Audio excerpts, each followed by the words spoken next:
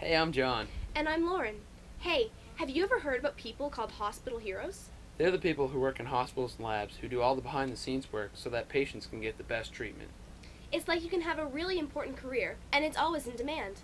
Can you imagine being able to work wherever you want in Nova Scotia or in Canada? We're here to tell you about these jobs because, well, if you're like us, you're starting to think about what you're going to do after high school. And hey, nowadays, you definitely need a good paying job. And it's pretty cool to help people too. So, you see these boxes around us here? Do a bit of investigating for yourself and click on the box for the career that might be a cool choice for you. Go ahead, look around. There's links and ways to print off all the information you might need. First click might be medical lab technology. Later. There are a lot of things a medical lab technologist does. So let's say your doctor orders a complete blood count. It's amazing what you can learn from just looking at a person's blood. This machine in front of us here can tell whether you have an infection or whether your iron's low. It can even tell you whether you have mono or something serious like leukemia. In this machine, we need the whole blood, and that's in the purple tube.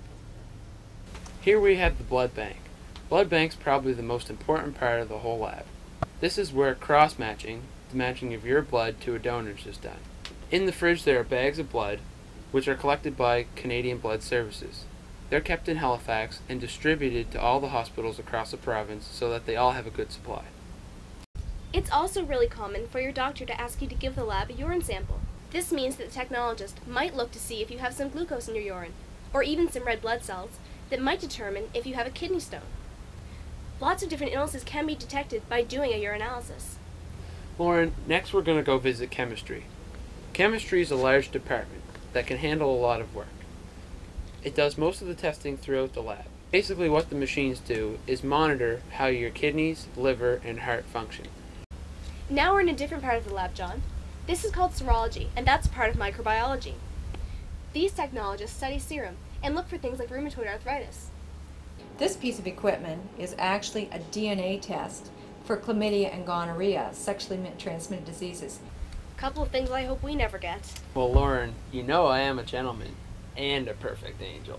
Yeah, whatever. Okay, that STD comment reminded me that hand washing is a very big part of being a lab technologist.